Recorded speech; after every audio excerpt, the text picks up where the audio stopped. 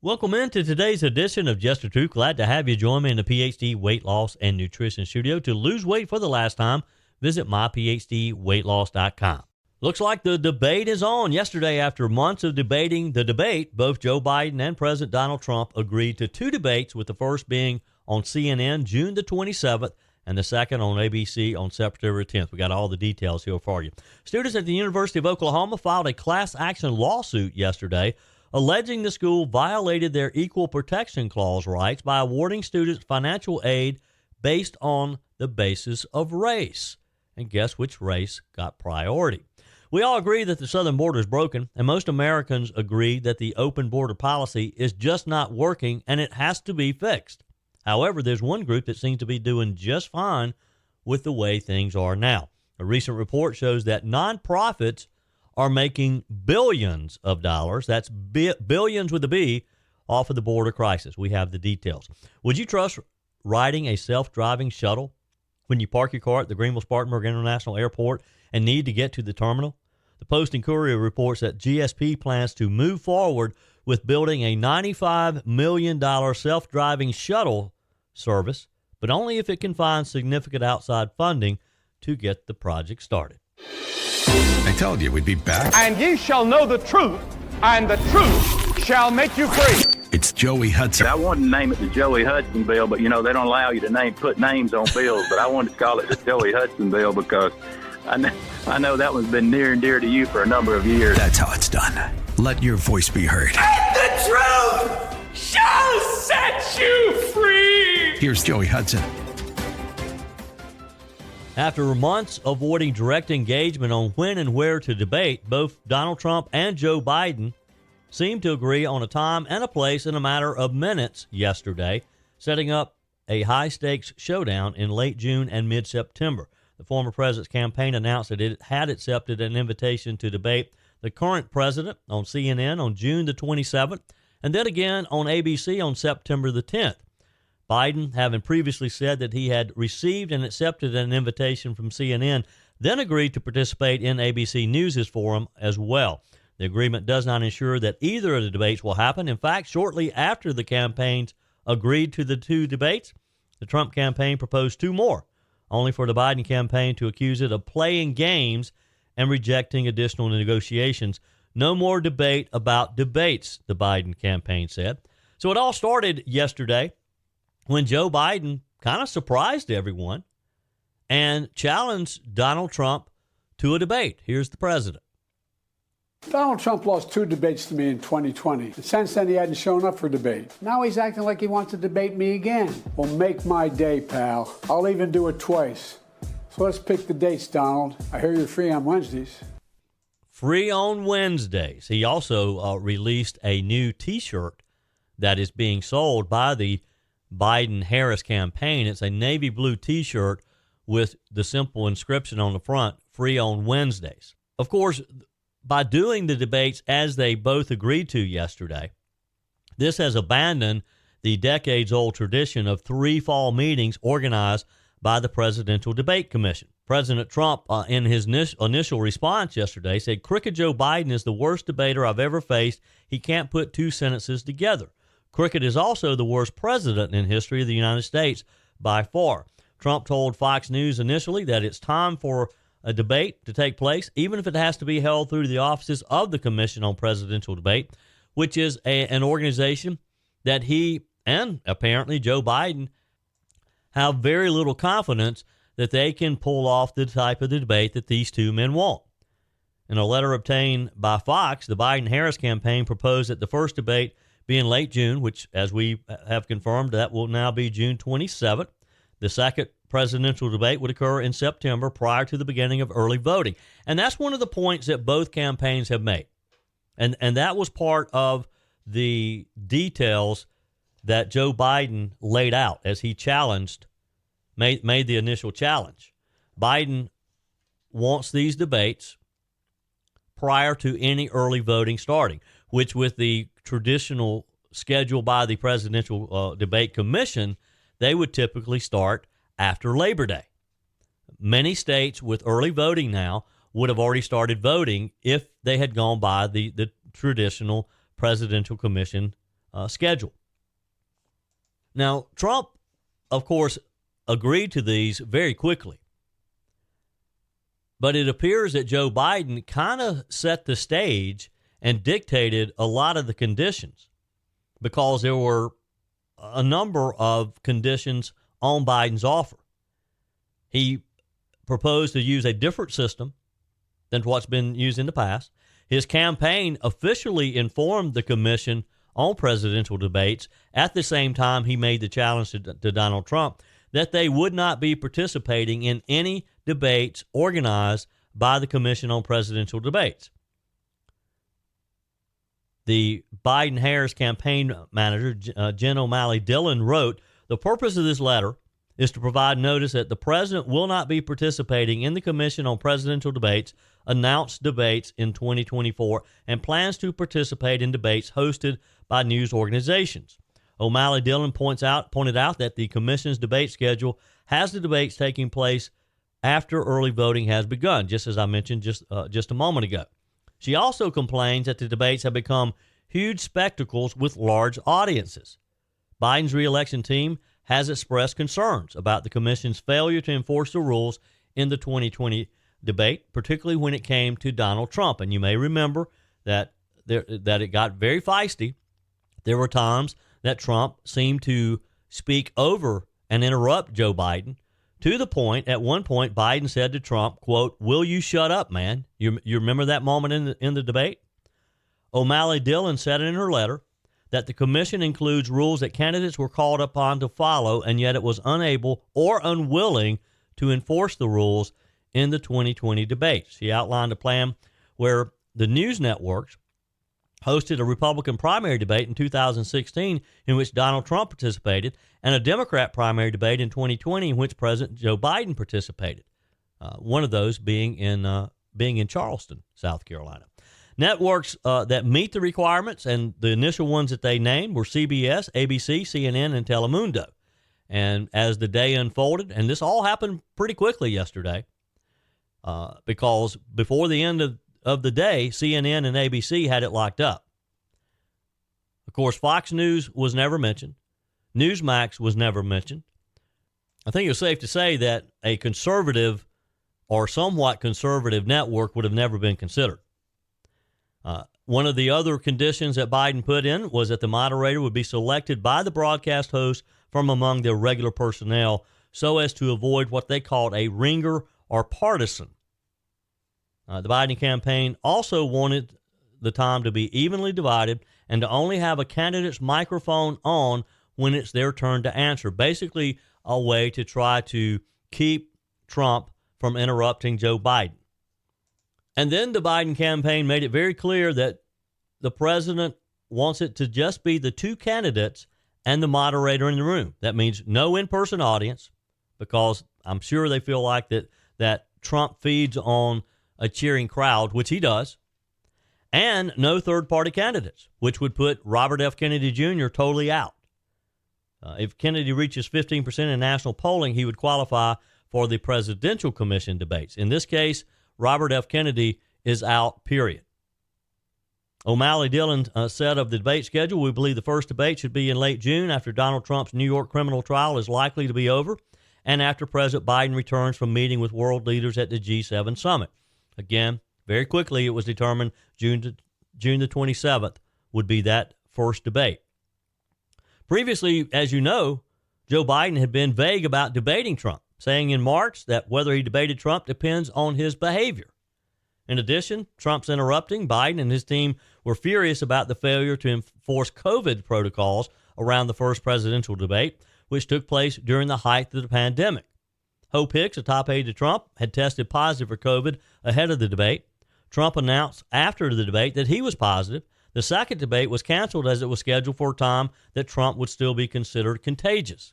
Again, Joe Biden seemingly punished the Presidential Commission on Debates yesterday by cutting them totally out of the loop. This will be the first time in a long time that this organization, which is supposed to be nonpartisan, we kind of saw that that's not the case, will be out of the loop on any presidential debates during this 2024 election. Again, this kind of caught people by surprise. Politico wrote, Biden's decision to call for 2 debates itself is notable. Democrats had privately wondered whether the president would duck the debates entirely in line with his lower public profile approach to the office. The president's team had wrestled for months as to how to approach the debates. Senior advisors felt that they could not skip them, as the re-election campaign has been positioning itself as the one pushing for democracy and transparency, according to a couple of advisors who were remained anonymous to Politico. Moreover, it would fuel talk that Biden wasn't up for the rigors of the job itself, they felt.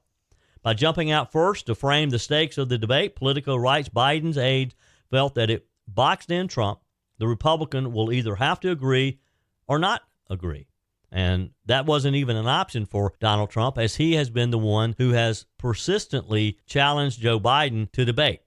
Better stock up on your popcorn. This is going to get interesting. Hope you'll join the conversation today. 864-477-JOEY, 864-477-5639. Send your comments to the Furman Ford text line. You can leave a quick voice message, and your emails are always welcome, joey@joeyhudson.com. Joey Hudson here. I was talking to a good friend the other day, and he mentioned that he has started taking the weight loss injection drug that was initially made to treat type 2 diabetes. He said he's losing weight, but the day after he takes the injection, he is so sick he can't leave the house. That got me thinking. Most of us go on a weight loss journey so that we can feel better and get healthy. Folks, losing weight should not make you sick. I can tell you firsthand, 4 years ago when I started PhD Weight Loss and Nutrition, I was never hungry or agitated. I never felt sick. In fact, I felt great the very first week. The PhD side effects are better sleep, more energy, smaller clothes, and a general sense of well-being. Getting healthy should not make you sick, and it shouldn't make you dependent on a drug either. Simply put, PhD is freedom. You will not be dependent on a drug because there are no drugs. You'll learn to eat for your body, and you won't gain the weight back. They have a lifetime maintenance program, and PhD teaches you to trust yourself and your knowledge. Call them today, 864-252-4925. Find them online at myphdweightloss.com. That's 864-252-4925. Students at the University of Oklahoma have filed a class action lawsuit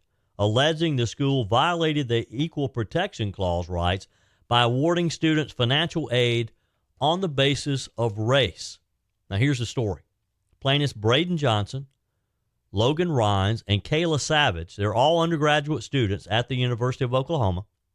They're claiming in this lawsuit that the university places a high value on racial diversity, particularly black students, through various, quote, race-conscious programs on campus that begin before enrollment and they continue through graduation, they say. Attorneys for the plaintiffs, David Thompson, told the media that, quote, racial discrimination in all of its forms is illegal and immoral, and we intend to vindicate that principle in this lawsuit. The lawsuit names the university's president, Joseph Harris, alongside Chief Enrollment Officer Jeff Blocknick, Director of Financial Aid Services Courtney Henderson, and Student Engagement Director Dorian Billups as defendants. The lawsuit comes after the Supreme Court found in 2023 in a ruling that the use of race in admissions violated Equal Protection Acts and ending prior leniency towards these programs. And we've seen these programs all around the country. According to the report, black students receive more financial grants compared to other racial groups based on the university's published enrollment data that it reported to the Department of Education between 2009 and 2022, even when controlling to the extent possible for factors such as family income, the lawsuit says. The lawsuit alleges the statistical analysis provides evidence of the extent of discrimination stemming from affirmative action policies and university grants that benefit some favored groups, in this case, black students, and harm other disfavored groups, in this case, non-black students. And we've seen this happening for years, haven't we? And it's time that these schools are held accountable. It's time that students who are white and maybe their parents don't have the ability to pay for their child's education, but yet because the child is white, it's automatically assumed that they have the resources to pay their own way. Yet you have some black students who their parents may be in a better financial condition than the non-black students, but yet because of the color of their skin, they get financial aid, or they're put to the top of the list when it comes to making those decisions. And it's just wrong. It's been happening for years, and it's just another case. It's kind of like we're seeing in sports with the transgender issue, where you have these transgender, these young men who suddenly decide one day that they are really women and they still want to compete in sports, and so they're allowed to compete in women's sports. It's just not fair to the young ladies who have worked, in some cases, their entire lives, in swimming, for example. Some of these young women have literally gotten up at 4 or 5 a.m. in the morning to go practice before they go to school. They've been doing that since they were young children, and their parents paid the price. Their parents were dedicated to getting them to the practice pool in order to support their sport. But yet they get into competitive sports in college, and the world has just gone nuts, and suddenly we decide that, well, it's okay for a young man who maybe wasn't doing so well competing against other young men, so we'll let them compete against women. It's just not fair. And we always seem to overreact in all these situations. And it's happened with financial aid.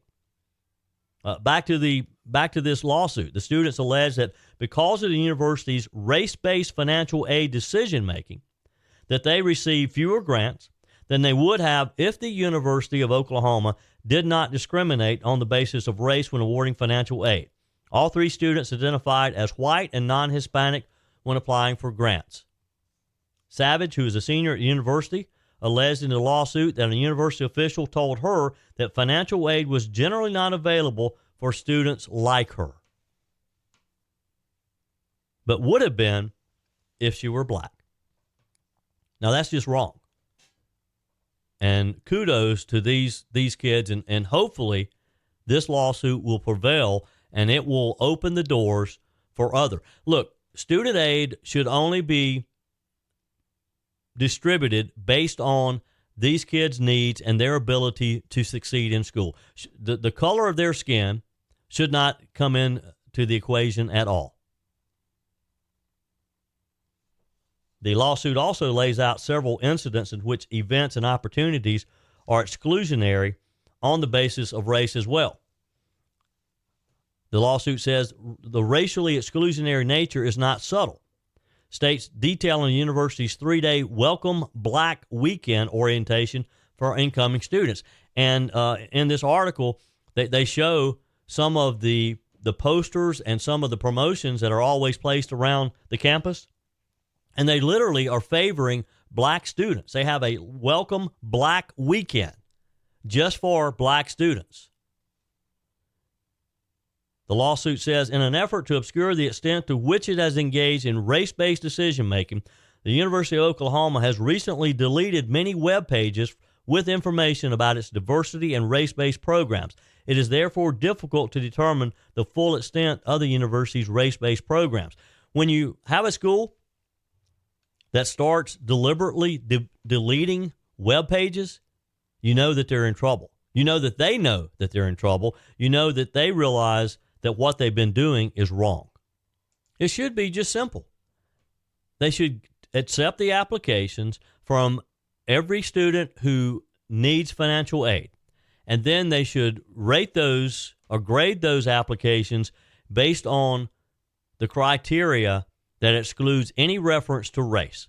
And I don't know what those are. I mean, if it's based on maybe some schools, you have to have a certain GPA to get in. You have to have certain SAT scores. That's okay.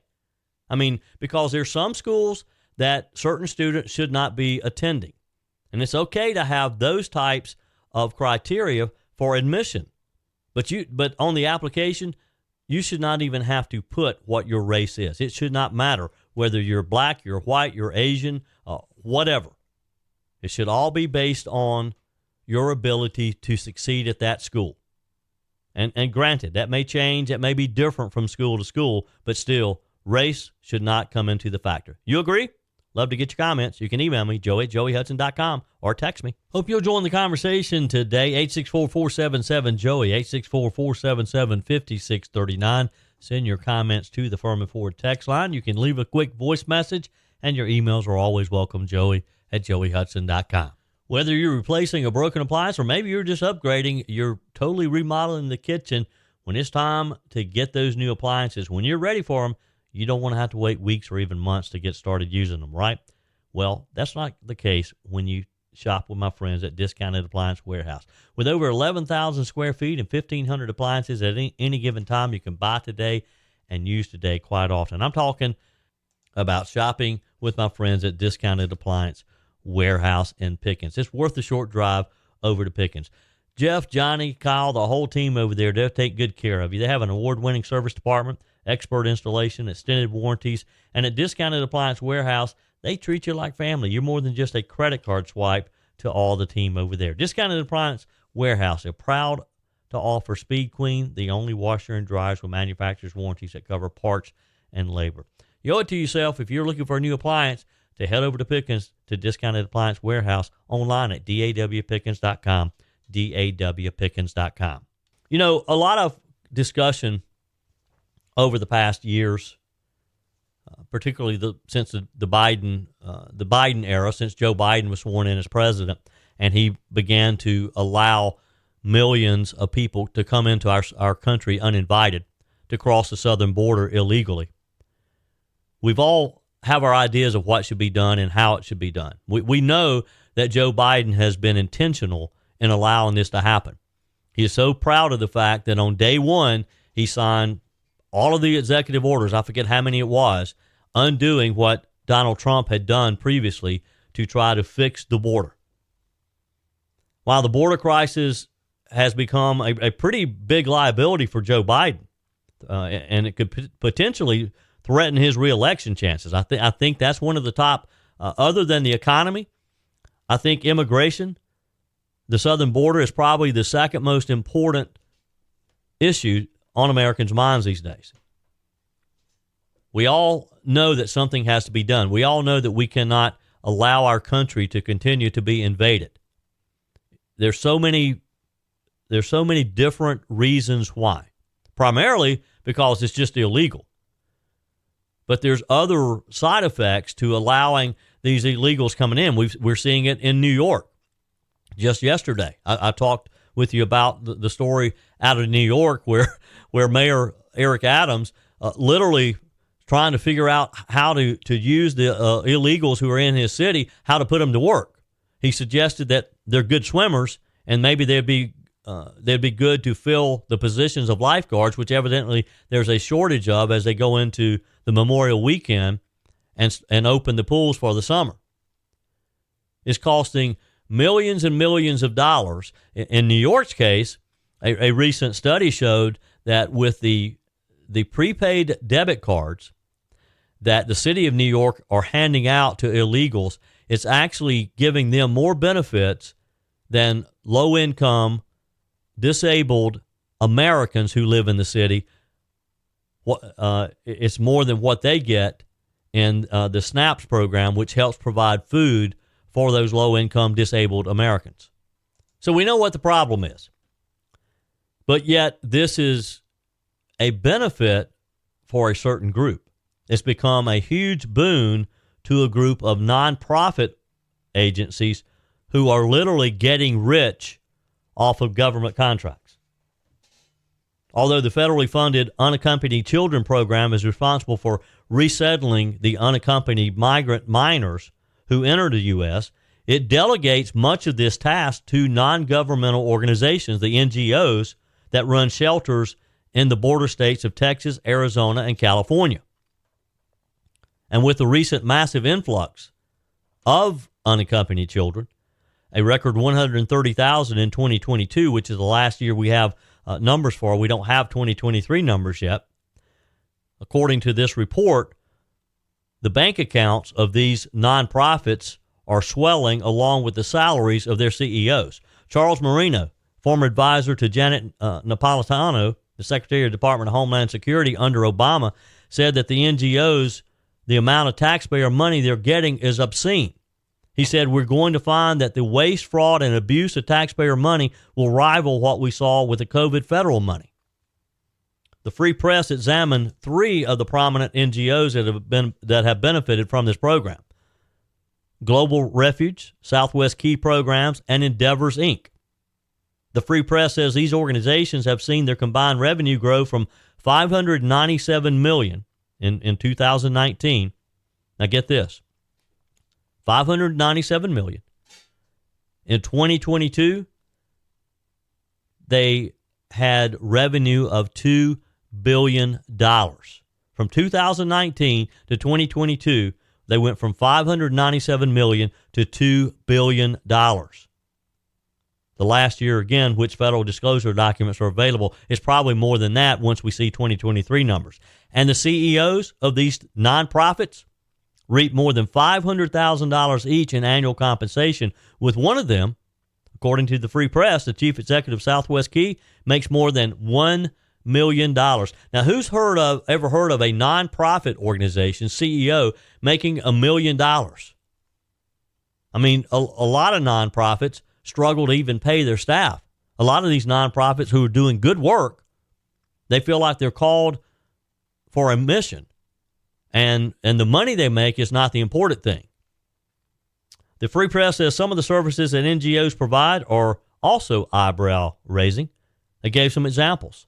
Endeavor uses taxpayer funds to offer migrant children pet therapy, horticultural therapy, and music therapy. In 2021 alone, Endeavor's paid Christy Merrill, a music therapist, $533,000. Now, what exactly is a music therapist? Anybody know? If you do, please email me, joe@joeyhudson.com, or you can text me. What is a music therapist, and what music therapist is paid $533,000 by a nonprofit? According to an internal Endeavor's PowerPoint obtained by America First Legal, an outfit founded by former Trump aide Stephen Miller, I've interviewed Stephen Miller a number of times over the years, showed that the nonprofit conducted 1,656, quote, people-plant interactions and 287 pet therapy sessions between April 2021 and March of 2023. Again, what's a people-plant interaction? Endeavor's 2022 federal disclosure form shows that it paid $5 million to a company to provide fill-in doctors and nurses, $4.6 million for consulting services, $1.4 million to attend conferences, and $700,000 on lobbyists. Now, what does a nonprofit need a lobbyist for? I'll tell you, to get more money, to get more government contracts. That's the name of the game. Yes, they're set up as a nonprofit. They call themselves a nonprofit. These are for-profit companies. These savvy executives who are managing these companies, they're hiding behind the shield of a nonprofit so they don't have to pay taxes on the revenue. But these are for-profit companies. In 2021, the NGO shelled out $8 million to hotel management company Esperanto Developments to house migrants in their hotels. Endeavors, which gets 99.6% of its revenue from the government, according to federal disclosure forms, declined to comment to the Free Press. Of course they're not going to comment. They don't want to talk about it. And when you get 99.6% of your revenue from the government, you're a government agency. You're not a nonprofit. The Administration for Children and Families, which is a division of the U.S. Department of Health and Human Services, funds the nonprofits through its Office of Refugees Resettlement, and its budget has swelled over the years. Initially in 2018, it was $1.8 billion. In 2023, $6.3 billion. Somebody do the math for me on that. I'm not good at math, but that's a lot. That is a huge increase from 1.8 to 6.3 billion in a matter of a few years. The ORR is expected to spend at least $7.3 billion this year, according to reports, almost all of which will be funneled to the nonprofits and other contractors. Is this just not sickening to you as it is to me to know that our hard-earned tax dollars are being funneled to groups like this? And I'm sure that they do good work. I mean, someone has to take care of these kids, and they probably do it better than some federal agencies might do it. But again, if you're receiving 99.6% of your revenue from the government, you're really a government agency. When asked about the funding increase during a January media event, Krish O'Mara Vignara, who is the chief executive of Global Refuge, said, "We've grown because the need has grown." The nonprofit did not make Vignara available for an interview to the Free Press when they made additional inquiries. While it's true that the number of migrants has exploded, we know that's true. The facilities themselves are generally owned by private companies, and they're leased to these nonprofits, which house the unaccompanied minors and attempt to unite them with their family members. And if that's not possible, find people who will take them in. They're so-called sponsors. The ORR does not publicly list the specific number of shelters that it funds in its effort to house migrants, the New York Times reported. They say that it's a very lucrative and secretive industry. While some of the nonprofits have long had operations at the border, according to the report, what is new under Biden is the amount of taxpayer money being awarded, the lack of accountability for their performance, and the lack of interest in solving the problem, said Jessica Vaughan, Director of Policy Studies at the Center for Immigration Studies, which is a think tank that researches the effect of government immigration policies and describes its bias as low immigration, pro-immigrant. No, they don't want to solve the problem, because if the problem is solved, then their billions of dollars goes away.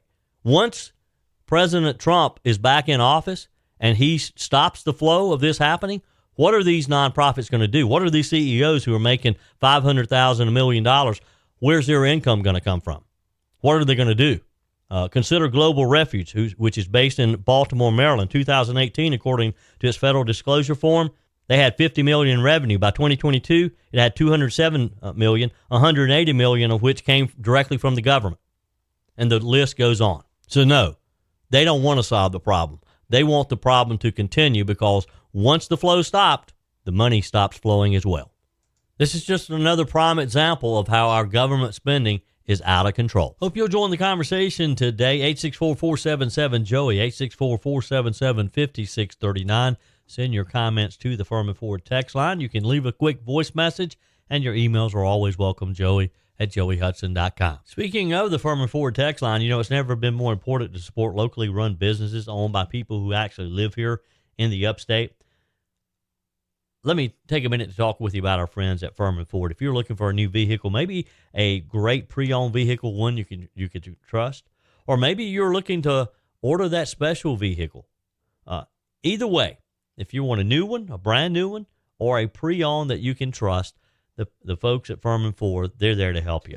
Their name is on the sign because their name is on the line, because every single transaction is important to them. Jim Furman, Matthew Furman. They do business the right way. When you stop by, when you give them a call, or maybe when you just send them a quick email, you're always going to have access to a member of the Furman Ford family.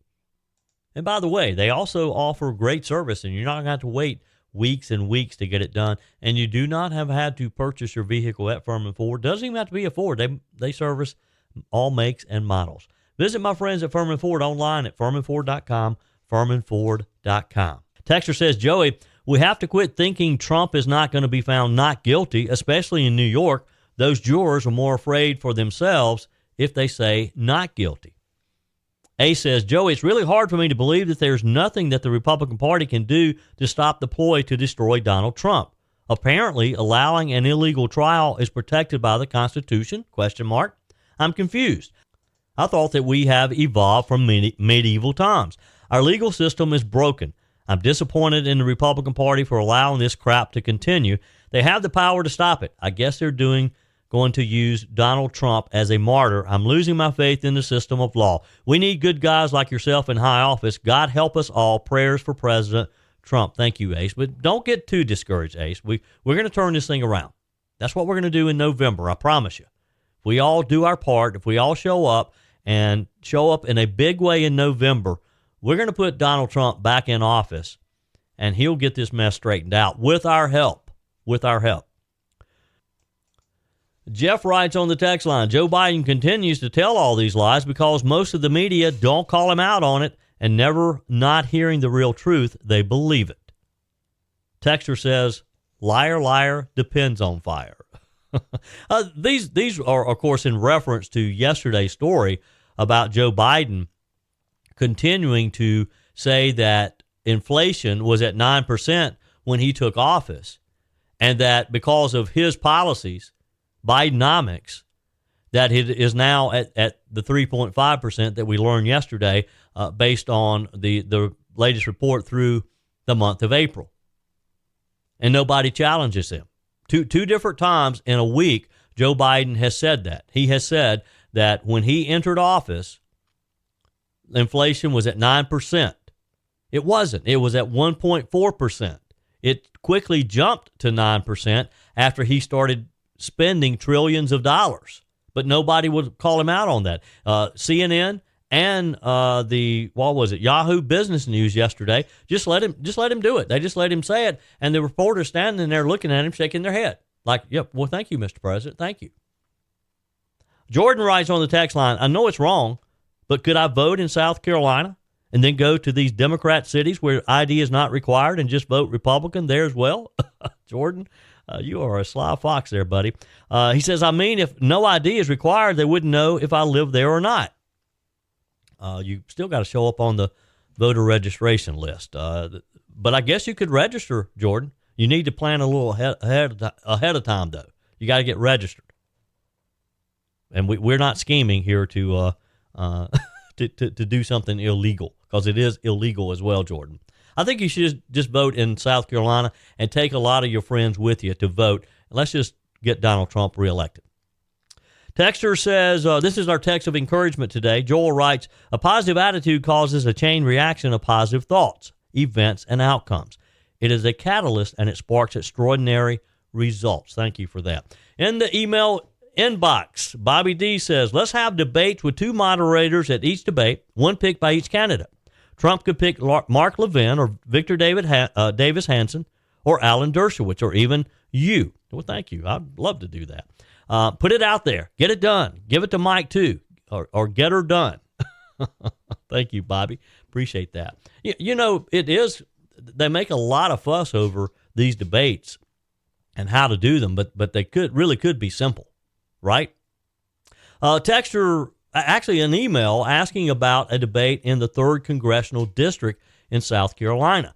They referenced the 4th District debate that we had on Monday, where I co-moderated with Justin Doherty, the Fox Carolina anchor over there. If you missed it, you can still go back and watch it. You can find it. I've posted it on Facebook. You can also find links to it on my YouTube channel. Just search for Joey Hudson on YouTube. Lots of ways to continue to watch it, and it is informative. If you're in the 4th District of South Carolina, you need to go back and watch it if you did not watch it on Monday. There's been a lot of questions, though, and this email is asking about a 3rd congressional debate, and will there be one? There's been several debates, but they have not been televised or broadcast. I've moderated 2 in the past couple of months, one with the Anderson Republican women, and then one at the Oconee County Republican Men's Club. There's going to be one this Friday at the Saluda Theater in downtown Seneca, South Carolina. It will be moderated by my colleague Charlie James at News Talk 98.9 WORD, the voice of the Carolinas. It starts at 6 o'clock. That's this Friday, May the 7th, at the Saluda Theater in Seneca. So if you're in the 3rd Congressional District of South Carolina, here's your chance to hear the candidates. Let me ask you a question. Would you trust getting on a self-driving bus to take you from the parking area at Greenville Spartanburg International Airport to the terminal? That's about to happen, or at least that's what GSP International would like to do if they can come up with the $95 million that it's going to cost to start this self-driving shuttle. If built, GSP would become the first airport in North America to move passengers and employees via automated pod cars, though other airports have recently begun considering autonomous vehicles as an alternative to the traditional shuttle buses. How many times have you been to an airport and you had to take a shuttle bus, say, to the rental car area or to a parking area to retrieve your car? GSP's leadership has been mulling over the project for nearly a decade, according to the Post and Courier, who wrote the article about this. Thus far, their attempts to win federal or state grants for the project has been unsuccessful, according to the article. There's been small strides toward realizing the automated shuttle system in late 2021. The airport wrapped an all-electric pod car in GSP branding to demonstrate to the press its capabilities and that it could be done. The Greenville Spartanburg Airport Commission has approved a phased approach to its automated shuttle project, but Phase 1 can't start until the airport receives $10 million in outside funding. In the meantime, the cost of building out the project has continued to rise, and it will continue. I get that. In 2022, the project was estimated to cost $70 million. At the Airport Commission's January 22nd meeting of this year, the costs were estimated at $95.6 million.